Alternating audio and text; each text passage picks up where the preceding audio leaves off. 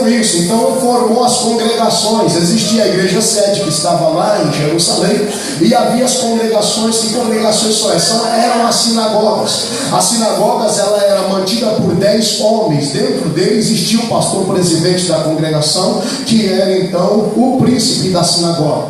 Você vai ver lá no capítulo de número 4 de Lucas, que quando Jesus ele vem do deserto, ele não vai para casa, porque se ele fosse para casa ele ia comer. Se ele comesse, ele perdia a guerra que ele travou com o diabo lá no deserto, porque o diabo falou assim: ó, se você é o filho de Deus, transforma essa pedra em pão. Ele falou: não, nem só de homem, nem só de pão viverá o homem, mas sim de toda a palavra que procede da boca de Deus. Não é isso? Aí depois o diabo pegou ele, levou lá no pináculo, falou assim: lança-te daqui, porque eu sei que se você se lançar, o teu pai vai mandar os anjos para te salvar. Mas o interesse do diabo é que se o Senhor se lançasse, ele ia cair exatamente aonde estava o lugar da arca da aliança, no templo. E ele estava dizendo: ainda não é minha hora de cair no lugar da arca. Por quê? Porque eu já passei 3 dias lá quando eu tinha 12 anos de idade. Quando eu passei 3 dias no lugar da arca, eu já sei como é que é, já sei como é que vai fazer. Não preciso pular daqui, porque eu vou cair lá. Se eu cair lá, eu vou desrespeitar João que está pregando ainda. Eu não posso fazer isso. Então a Bíblia vai nos mostrar que ele diz: não, eu não vou fazer isso. De repente o diabo leva ele mais para cima do monte e falou assim: ó, se prostrado me adorar, eu te darei todo esse reino que eu ganhei lá no Éden. Quando então o homem e a mulher pecou, foi me dado o reino, e eu tenho uma coroa, e a coroa foi tirada da terra. Quando Deus falou assim: olha, terra, você vai brotar de você espinhos e cardos. Então o espinho, a coroa de espinho, é a coroa de Satanás.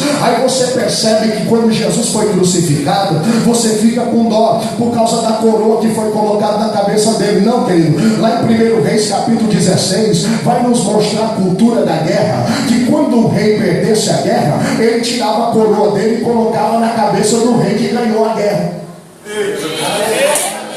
Quando meu Jesus carregava aquela coroa de espinho, ele estava olhando para Satanás dizendo: você perdeu a guerra, você perdeu a guerra, a tua coroa está na minha cabeça.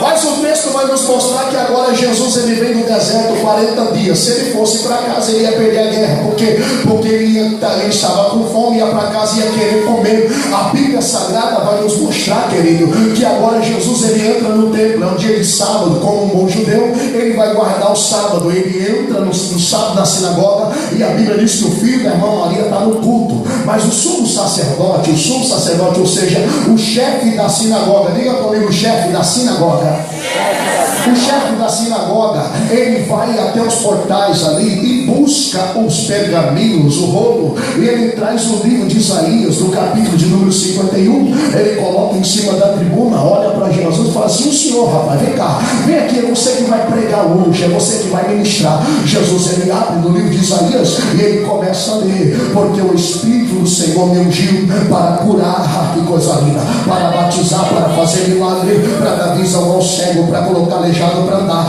O Espírito do Senhor está sobre mim, eu vou libertar os cativos, eu vou fazer isso aqui. E aí ele acaba de ler, e a Bíblia diz que ele enrola novamente o rolo, volta para o seu lugar, senta. E agora na área da teologia, a teologia vai nos mostrar que um texto sem contexto gera um pretexto. As pessoas olhou para Jesus e falou assim: está tudo errado, se ele não vir explicar o que ele leu, nós vamos dar um jeito dele. Aí o sumo sacerdote, ou seja, o seu chefe da sinagoga, tem que olhar para ele e falar para ele assim: olha, volta lá e vai explicar o que você leu. Ele olha para o povo e vai ler o próximo versículo: isso acabou de acontecer. O povo não entendeu como você entende. Ele volta a sentar novamente, o povo está olhando, olha para o chefe da sinagoga, não estão entendendo ainda.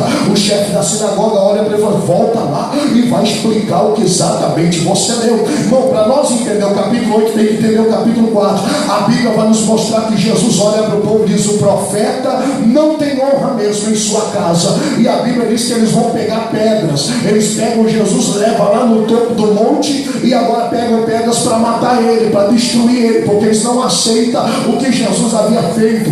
E a Bíblia diz que Jesus consegue sair escondido, sai do meio do povo, atravessa o mar, vai lá para Gadara, salva o gadareno, e agora ele está voltando. Quando ele volta, versículo de número 40 do capítulo 8, a Bíblia diz que a multidão está esperando. Diga comigo, a multidão está esperando. Só que no meio da multidão multidão, nós vamos perceber no versículo de número 40 e 41, a Bíblia diz que o chefe da sinagoga está prostrado diante dele, dizendo para ele: entra, por favor, na minha casa. Jesus dá uma olhadinha para ele e fala assim: até ontem você queria me apedrejar, agora você está precisando de mim? Cutuca teu irmão, fala assim: é tempo de exaltação. Chefe da sinagoga, o pastor da igreja, aqueles que fizeram motim para levar ele no cume do monte para apedrejá-lo, agora de repente, eu sei que nem todo mundo está acreditando, mas eu não estou nem aí, eu estou crendo que Deus está fazendo coisa linda aqui. Mas a Bíblia vai nos mostrar que o chefe, o príncipe da sinagoga, está se prostrando diante dele para dizer assim: ó, ei Jesus, eu estou te rogando, entra na minha casa, porque tem uma filha de quase 12 anos que está enferma. Aí Jesus falou assim: tudo o que eu queria era que você se prostrasse diante de mim, porque até onde você queria me apedrejar, eu venho com uma palavra profética sobre a tua vida.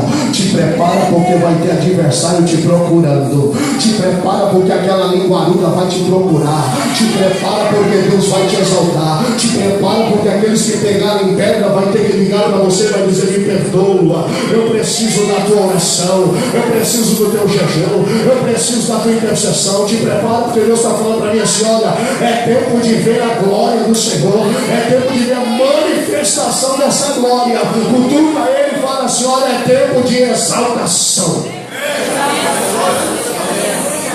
Aquele momento lá, e Jesus está indo. Quando Jesus está indo no trajeto, nós vamos observar que Jesus está indo, mas com uma moça que tinha 12 anos de enfermidade. A Bíblia vai nos mostrar que a moça que tinha 12 anos, ela agora vai andar, ela está caminhando, mas você percebe pelo texto, a geografia do texto vai nos mostrar que ela está andando por trás de Jesus. Você está aí? Fala assim comigo: andando por trás de Jesus. Porque ela estava se escondendo, porque segundo a cultura judaica ela não podia estar no meio da sociedade com hemorragia, ela tinha que ficar fora, mas ela está toda coberta, ela está se escondendo, mas ela está andando por trás. Por quê? Porque o texto vai dizer que ela chega por trás e toca na orla dos vestimentos de Jesus. Se ela está andando por trás, tem tudo a ver com isso aqui. Queremos ver a tua glória. Queremos ver a tua glória. Quando Moisés falou para Deus: eu quero ver o teu cavote, eu quero ver a tua glória, eu preciso. Aí o Senhor falou: só tem um jeito, se você andar atrás de mim.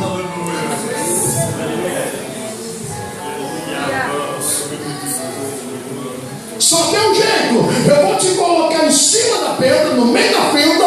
Quando você me ver pelas,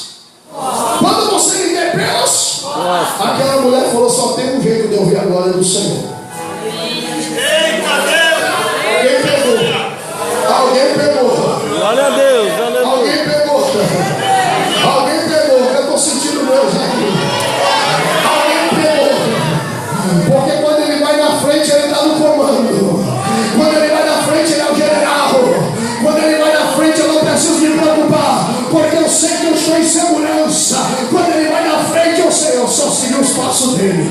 É só seguir os passos dele, porque eu vou ver a glória dele. Se eu for na frente dele, eu vou quebrar a cara. Se eu for na frente dele, vai dar tudo errado. Mas se eu seguir os passos dele, ei, deixa eu falar uma coisa para você. Jesus está indo para a casa de Jairo, mas a intenção de Jesus não é chegar na casa de Jairo. A intenção de Jesus é curar ela, porque Jesus sabia que ela estava atrás.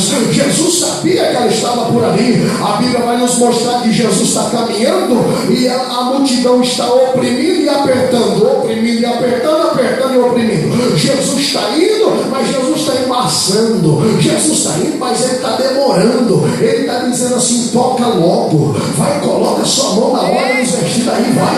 Eu preciso mostrar minha glória, vai, toca logo. Eu estou passando aqui, eu estou andando devagar para ver se você reage. Glória a Deus, aleluia. Oh, glória. Eu estou sentindo que você está me seguindo.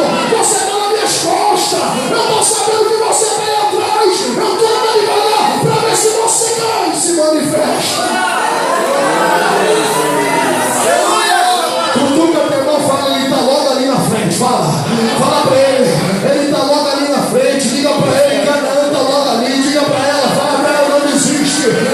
para cima do que é teu, porque Ele vai mostrar glória para você.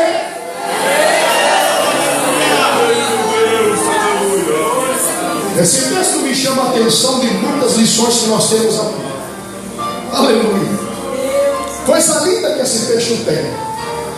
O texto vai mostrar que ele está indo e de repente ela vem por trás. Coisa linda esse negócio de andar nas costas. Ela vem por trás e a Bíblia diz que pá, ela toca. Quando ela toca, ele parei. Daqui eu não ando mais.